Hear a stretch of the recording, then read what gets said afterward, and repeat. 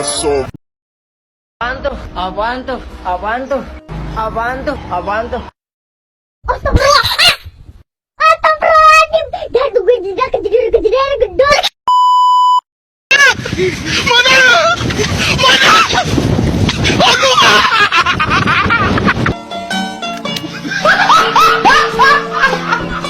Are you ready, kids? Aye, aye, Captain. I can't hear you. Aye, aye, Captain. Oh!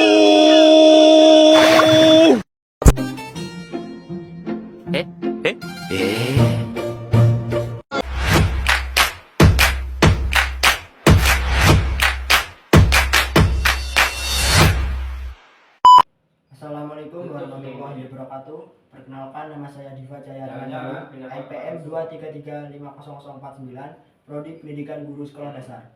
Sebelumnya, yang terhormat dosen pengampu mata kuliah Konsep Dasar IPS SD, Bapak Dr. Johan Setiawan, MPD. Berdiri saya di sini sebagai moderator dari kelompok 6 yang akan mempresentasikan hasil kerja kami, yaitu materi pendekatan dalam pembelajaran IPS dasar. Sebelum kami membacakan presentasi dari kelompok kami, saya akan memperkenalkan anggota kelompok saya. Selanjutnya, perkenalkan, nama saya Ahmad Jaini, MPN 2335017. Perkenalkan, nama saya Anissa Julianti, NPM 2335014. Perkenalkan, nama saya Febriana Ikisa Putri, NPM saya 233501113.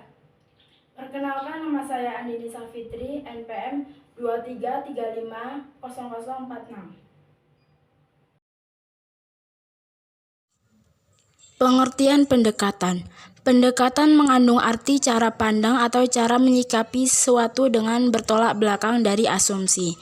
Pendekatan dalam pembelajaran IPS dimaksudkan sebagai cara pandang kita terhadap proses belajar murni dalam mata pelajaran IPS dan upaya menciptakan kondisi dan iklim kelas yang memungkinkan terjadinya proses belajar. Pendekatan tergantung pada berbagai hal, seperti tingkat pendidikan, tujuan, dan lingkup pendidikan anak. Artinya, seorang guru harus memiliki pendekatan yang sesuai dengan kebutuhan materi yang dituangkan dalam perencanaan pembelajaran. Pengertian kooperatif. Pengertian kooperatif merupakan suatu metode belajar yang sesuai dengan siswa belajar dalam kelompok-kelompok kecil yang memiliki tingkat kemampuan yang berbeda. Hal ini terlihat pada teori Vygotsky, yaitu tentang penekanan pada hakikat sosiokultural dalam pembelajaran. Vygotsky yakin bahwa fungsi mental yang lebih tinggi pada umumnya muncul dalam percakapan atau kerjasama antar individu sebelum mental yang lebih tinggi itu terserap ke dalam individu tersebut.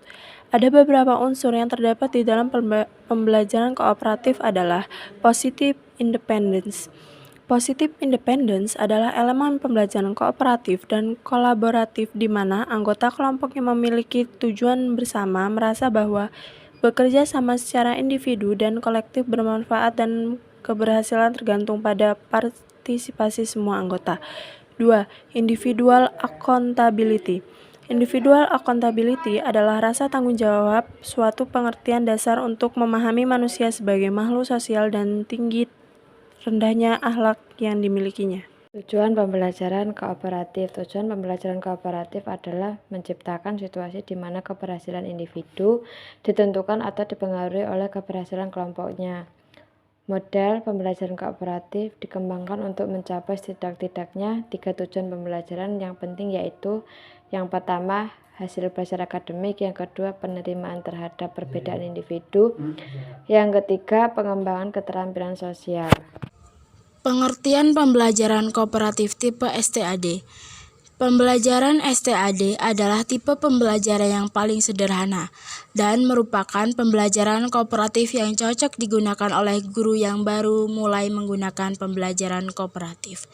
Model pembelajaran kooperatif tipe STAD merupakan pendekatan kooperatif learning yang menekankan pada aktivitas dan interaksi antara siswa untuk saling memotivasi dan saling membantu menguasai materi pembelajaran guna mencapai prestasi yang maksimal. Menurut Slavi, ada 5 komponen utama dalam pembelajaran kooperatif model STAD, yaitu 1. Penyajian kelas, 2. Menetapkan siswa dalam kelompok, 3. Tes dan kuis, 4. Skor peningkatan individual, 5. Pengakuan kelompok. Pendekatan Number Head Together atau NHT. Teknik pendekatan NHT sangat memberikan kesempatan pada siswa untuk saling membagi ide-ide dan mempertimbangkan jawaban yang tepat. NHT adalah suatu model pembelajaran yang lebih mengedepankan kepada aktivitas siswa dalam mencari, mengolah, dan melaporkan informasi dari berbagai sumber yang akhirnya akan dipresentasikan di depan kelas. Model NHT adalah bagian dari model pembelajaran struktural yang menekankan pada struktur-struktur khusus yang dirancang untuk mempengaruhi pola pikir siswa. Tujuan dibentuknya kelompok kooperatif adalah untuk memberikan kesempatan pada siswa agar dapat terlibat secara aktif dalam proses berpikir dalam kegiatan-kegiatan belajar. Ibrahim mengemukakan 3 tujuan yang hendak dicapai dalam pembelajaran kooperatif dengan tipe NHT, yaitu hasil bekerja akademik struktural, bertujuan untuk meningkatkan kinerja siswa dalam tugas-tugas akademik. Pengakuan adanya keragaman, bertujuan agar siswa dapat menerima teman-temannya yang mempunyai berbagai latar belakang. Pengembangan keterampilan sosial, bertujuan untuk mengembangkan keterampilan sosial siswa. Penerapan pembelajaran kooperatif tipe NHT merujuk pada konsep Kagen dalam Ibrahim dengan 3 langkah, yaitu A. Pembentukan kelompok, B. Diskusi masalah, C. Tukar jawab antar kelompok. Terdapat juga langkah-langkah model pembelajaran NHT yang dibagi menjadi 6, yaitu 1. Persiapan, 2. Pembentukan kelompok, 3. Tiap kelompok harus memiliki buku paket atau buku panduan, 4. Diskusi masalah, 5. Memanggil nomor anggota atau pemberi jawaban, 6. Memberi kesimpulan. Pemanfaatan pembelajaran ekspositor atau tradisional. Pendekatan pembelajaran tradisional mengutamakan penyajian fakta dan nama. Melalui hafalan dan ingatan, anak dianggap sebagai bejana kosong yang harus diisi oleh guru sampai penuh, sehingga dalam pendekatan pembelajaran anak bersifat pasif. Berikut kekurangan dari pendekatan pembelajaran tradisional antara lain: A. Kurang pembelajaran kesempatan untuk bertanya atau berdiskusi memecahkan masalah sehingga daya serap siswa kurang tajam. B. Kadang-kadang pertanyaan atau penjelasan lain sukar ditangkap apabila jika menggunakan kata-kata asing. C. Kurang memberikan kesempatan kepada siswa untuk mengembangkan kecakapannya untuk mengeluarkan pendapat. D. Kurang cocok untuk anak yang tingkat abstraksinya masih kurang. E. Dapat menimbulkan kebosanan siswa. Pendekatan pembelajaran inquiry. Pendekatan pembelajaran inquiry bertolak belakang dari pandangan bahwa siswa sebagai subjek atau objek dalam belajar mempunyai kemampuan dasar untuk berkembang secara optimal sesuai dengan kemampuan yang dimiliki. Pendekatan pembelajaran inquiry merupakan pendekatan mengajar yang mengembangkan cara berpikir ilmiah dalam mengajar, termasuk pendekatan modern yang sangat didambakan untuk dilaksanakan di setiap sekolah. Berikut ini tahap untuk melaksanakan pendekatan inquiry discovery. 1. Merumuskan masalah untuk dipecahkan oleh siswa.